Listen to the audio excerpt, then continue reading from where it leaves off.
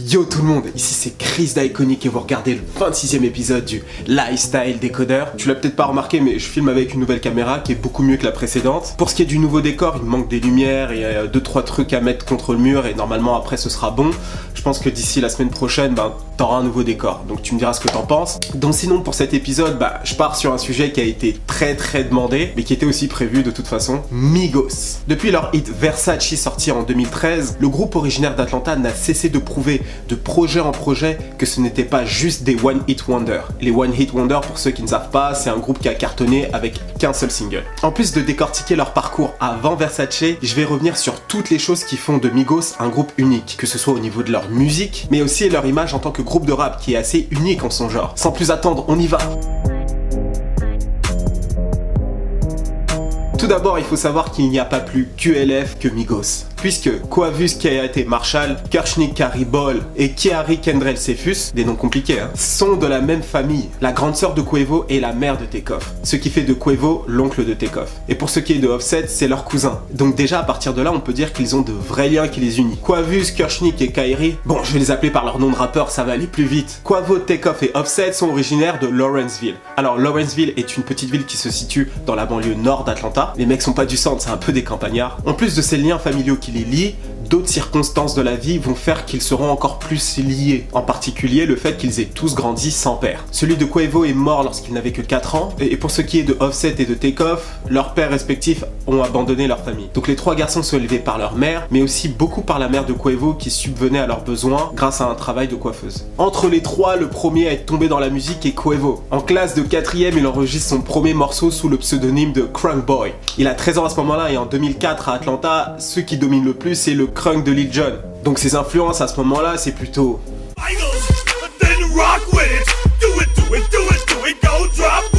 ou encore pour se faire connaître, il distribue sa musique à ses camarades de classe qui se moquent de lui à ce moment-là. La seule personne à le soutenir à ce moment-là est Offset. Quavo et Offset ont le même âge, ils sont tous deux nés en 1991. Ils avancent dans leur scolarité au même rythme et il leur arrive même d'être dans la même classe. Et c'est de là qu'une vraie complicité va naître entre les deux gars, au-delà du fait qu'ils soient de la même famille. Peu de temps plus tard, c'est au tour de Quavo d'encourager Offset à se lancer dans le rap. Il lui écrit même son premier texte histoire de lui faire prendre goût à ça, ce qui marche finalement. Et de son côté, Takeoff s'est aussi lancé dans la musique, sûrement sous l'influence de son tonton. Une fois au lycée, Quavo et Offset lancent un premier groupe de rap. Le nom du groupe est Polo Club. Pourquoi Polo Club? C'est en référence à la mode des polos qui régnait à ce moment-là sur Atlanta. You remember the futuristic times in Atlanta? So everybody said Offset and everybody with polo in it, so we had the polo. Was that down in like the pop locking era? There was the pop locking era. Yeah, I would crank it too back then, take your hoe too, and beat you up. À cette époque, la musique n'est qu'un hobby, même si elle représente déjà une bonne partie de leur vie. Dans son école, Quavo est plus reconnu pour ses prouesses sportives que pour sa musique. Il est le quarterback de son équipe de football, un poste stratégique et très prisé dans ce sport. Offset, lui, passe sa vie entre le rap, le cassage de bouche, le gars était déjà nerveux très jeune, et la danse. Le gars était super chaud en Smurf. Shit, nigga. Oh my God!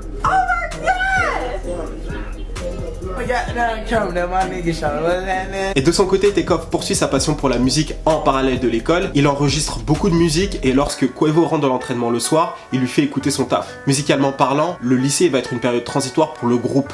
Il passe plus de temps à apprendre, à se chercher, plutôt qu'à sortir des CD pour essayer de percer. C'est aussi dans cette période où ils vont apprendre à faire des instrus et à mixer. D'ailleurs, depuis cette époque, c'est toujours eux qui s'occupent eux-mêmes de leur mixage et de leur mastering. Les artistes qui ont une grosse influence sur leur musique sont principalement d'Atlanta, dont Outkast. Outkast est d'ailleurs le groupe favori de Offset, Young Jeezy, Tip, Gucci Mane bien sûr, ou encore Young L.A. et J Money. Ils ont été beaucoup influencés par leur flow futuristique.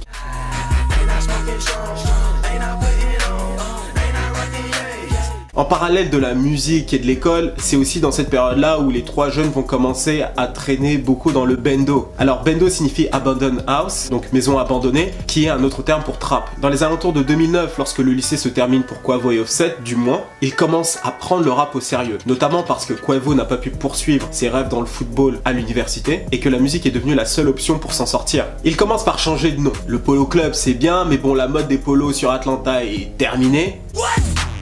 Maintenant, il leur faut un nom qui soit à la fois catchy et qui résonne dans la rue. Pour ça, ils vont choisir la simplicité. Les banlieues nord d'Atlanta est dominé par un gang qui s'appelle le Migo Gang, dont ils faisaient partie. D'ailleurs, comme un peu tout le monde dans le secteur. Comme ils étaient tous dans le Migo Gang, ils ont décidé de renommer leur groupe en Migos. So there's a bunch of Migos out there. Yeah, it's a lot of Migos, like, How many? especially on the north side. Probably It's about more 100. than More than 100. Pour se faire connaître sur internet, ils ouvrent une chaîne YouTube sur laquelle ils partagent les sons qu'ils enregistrent dans leur salon. Et pour le coup, il y a des sons qui sont vraiment pas dégueux, tu vois.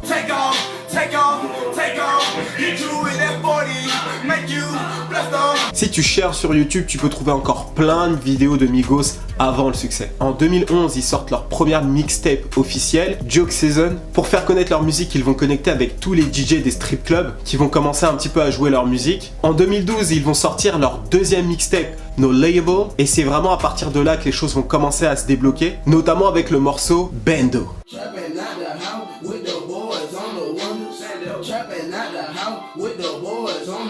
Ils vont même faire des petites scènes en interprétant le morceau, et d'un téléphone, le vrai clip va finalement être tourné.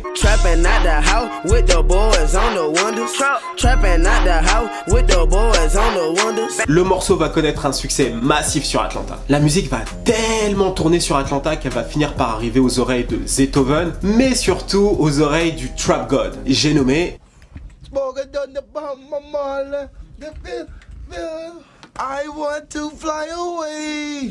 I want to fly away. Sa Majesté Gucci Mane. Migos connectera finalement avec Zaytoven dans un strip club et il finira par rencontrer Gucci et le reste du Brick Squad. Ils passeront d'ailleurs 6 semaines ensemble à enregistrer des sons. En plus de Gucci Mane, Zaytoven et le reste du Brick Squad, les Migos vont faire une rencontre qui vont changer complètement leur vie. Ils vont entrer dans le radar de Coach K, qui est l'ancien manager de Gucci Mane et de Young Jeezy. Peu de temps plus tard, Coach K signe Migos dans son label Quality Control et à partir de là, Migos montre une productivité folle. What I loved about them was they work ethic, because it was like soon after we got the business done between each other, I had a brand new studio. They was like, yo, don't let nobody come over here. We moving in the studio. I mean, they literally packed up all their clothes, their shoes, everything. They just came in, they used to record all night. Malheureusement, peu de temps plus tard, Offset est incarcéré pour avoir violé sa liberté surveillée. Cependant, cela ne freine pas le groupe dans sa lancée. En 2013, Quavo et Takeoff enregistrent le morceau Versace produit par Zaytoven. Et cette fois-ci, le succès ne sera pas seulement underground, il sera mainstream. Because you know, Versace was just barely kind of bubbling here. So when he played Versace, this is the Versace without Drake on it. It blew on like, dang, they own that out here already. Lors du Birthday Bash, un festival qui se passe donc à Atlanta, le groupe fait la rencontre de Drake, qui était déjà fan. Il leur propose de collaborer, et cette collaboration se matérialisera sur le morceau Versace. Et comme tu le sais, ça a littéralement explosé. Offset en prison à ce moment-là n'en reviendra clairement pas. Malgré le fait qu'ils soient en prison, Quavo et Takeoff ne sont pas dit ok, il est en prison, on le met de côté, etc. Non, ils ont toujours gardé une part de côté, comme si il était toujours actif dans le groupe et qu'il était en fait en liberté avec eux. Suite à ce succès, ils enchaîneront avec Hannah Montana. Et puis ils sortiront leur première mixtape avec Quality Control, Young Rich Niggas. Depuis le premier projet, Juke Season, le groupe va tabasser de mixtapes, que ce soit en collaboration notamment avec Rich the Kid ou encore avec le label. Pour résumer le parcours de Migos avant la réussite, il y a un mélange de QLF, que la famille clairement, de persévérance et d'avant-gardisme. Et pourquoi d'avant-gardisme? J'en parle par la suite. On ne peut pas parler de Migos sans parler du flow hors norme qu'ils ont apporté au game. Pour décrire ce flow, je dirais qu'il est à la fois saccadé et rapide. Parfait pour une instru trap avec un tempo assez lent, quoi. Ce flow a tout pour interpeller l'oreille et accrocher l'auditeur. Y'all flow is crazy, just like the way y'all riddle, like, and I'm like, I'm gonna count down how many months it's gonna be before a nigga starts stealing y'all flow. And it didn't take long. Elle n'a pas tort, le flow a été repris par tout le game. Tout d'abord Drake lui-même lorsqu'il a fait le remix sur Versace.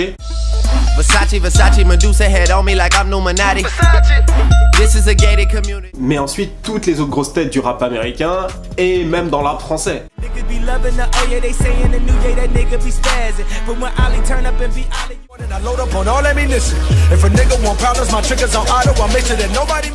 C'est tout à chaque humain que va se payer. Si tu peux pas te raser la chatte, on m'a va la peigner. Et tu finis après si t'as planté. Nique sa mère, Hollande dans le monde des Pays-Bas, Ango va aider. En plus d'être rapide et saccadé à la fois, il faut considérer le temps de pause entre chaque line que tu débites ce flow. C'est ça qui distingue le simple flow saccadé qui existe déjà depuis des siècles au flow Migos. Tiens, d'ailleurs Snoop le fait très bien.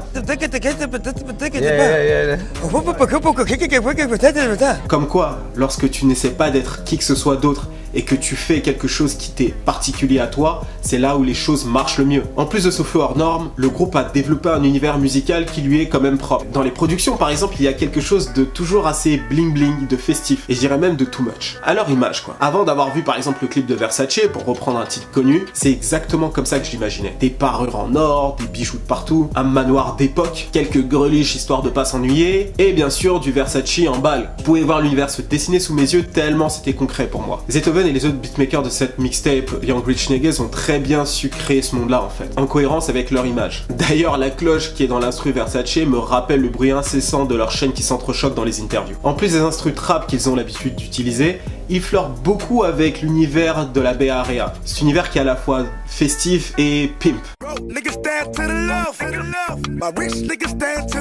Également dans cet univers, je trouve qu'il ramène beaucoup d'éléments de l'enfance, même un peu de l'adolescence, auquel il le mélange à un monde un peu plus ghetto on va dire. Quand tu écoutes le premier single, Bendo, on croirait que la mélodie derrière a été samplée d'un dessin animé. Et pourtant dans le même temps il te parle des activités illicites qu'il a dans son quartier.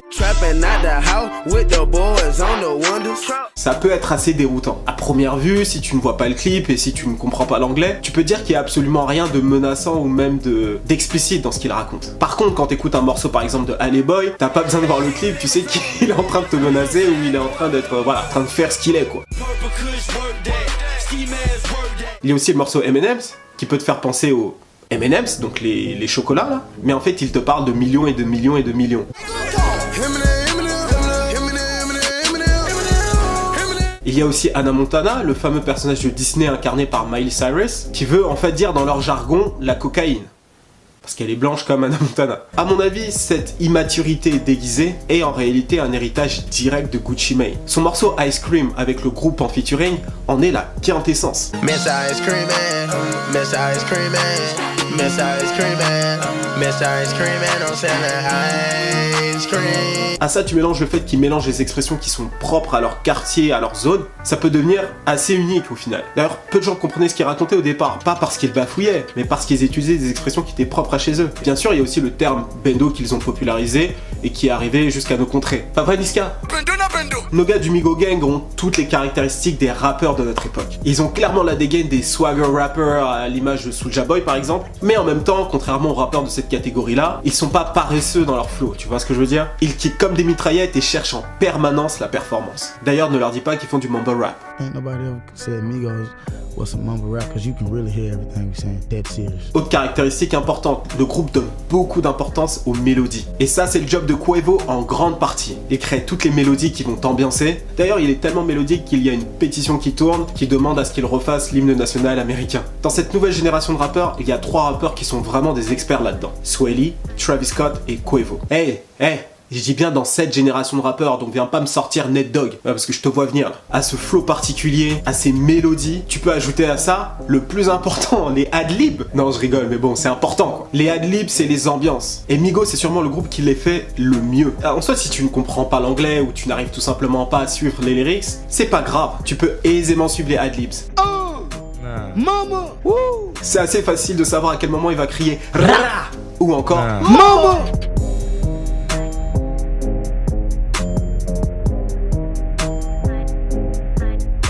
Au-delà de leur musique, le groupe Migos a une particularité qui est assez peu commune. Ils ont percé en groupe. De nos jours, dans l'industrie, il est assez rare de découvrir un groupe d'un seul coup. En général, tu découvres un artiste et ensuite il t'introduit à son collectif.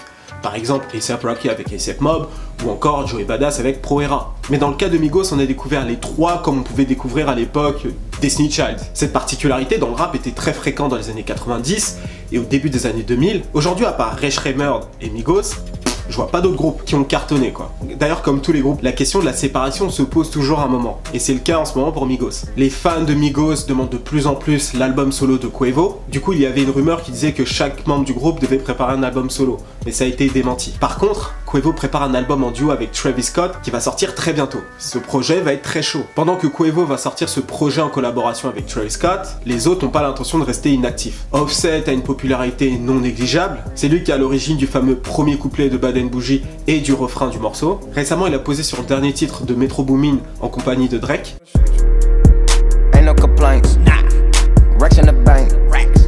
Et il a aussi un single avec Macklemore. En dehors de la musique, il gagne en notoriété en étant la petite amie de Cardi B. Cardi B, c'est la fameuse stripteaseuse qui est devenue une personnalité de la télé-réalité américaine et aujourd'hui elle est rappeuse. Elle cartonne avec le titre Bodak Yellow. Et enfin, Takeoff. Aussi talentueux soit-il, c'est celui qui souffre le plus d'un déficit de notoriété. C'est aussi le plus discret, c'est celui qui s'exprime le moins dans les interviews et le grand public ne l'a pas entendu dans le morceau Bad and Bougie. C'est celui qui a la voix la plus grave. Et franchement, quand tu écoutes ses solos sans Offset et Quavo, tu t'ennuies vraiment pas. Au contraire, tu peux vraiment t'ambiancer sur ses sons. Le morceau Intruder est l'exemple parfait pour te démontrer son talent.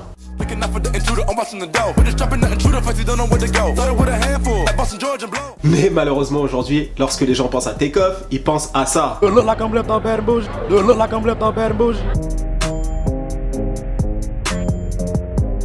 Migos, c'est un groupe qui est très attirant. Ils ont vraiment une aura de rockstar. Comme Childish Gambino l'a dit lors des Golden Globes, I think they're the Beatles of this generation. Bon, je ne suis pas sûr d'aller aussi loin dans la comparaison, mais effectivement, on peut dire qu'ils ont un vrai côté iconique dans leur groupe. D'ailleurs, le style de Quavo et Offset dans le clip Get Right With You est difficilement égalable. Cette veste florale de Quavo est incroyable. Ils ont un look de rockstar sans non plus devenir des caricatures. Et ça, j'apprécie. Ce côté bankable et assez différenciant des autres rappeurs leur a permis par exemple de tourner dans la série Atlanta, la fameuse série de Childish Gambino. Yeah, the four Migos. Ou encore de sortir leur marque de vêtements, YRN, Young Rich Nation. Bon, après, c'est du merch un peu basique, loin des vêtements de couturiers qu'ils portent dans leurs clips. Pour finir, je pense que Migos a encore tout pour nous surprendre et pour suivre leur longévité. Ils sont quand même déjà là depuis 2013. Mais à certaines conditions. Qu'ils restent soudés, bien que je ne suis pas contre l'idée des albums solo, le groupe Migos doit perdurer parce que c'est ça qui les rend spécial en fait. Et deuxièmement, qu'ils sortent complètement des bifs parce que jusqu'alors, ça a bien pollué leur carrière. Nigga, pull up, nigga. Quavo, I text you my address, nigga, at 1 o'clock. I waited for you to 7 o'clock. We supposed to catch the fade one-on-one, put it on World Star. You never showed up, nigga.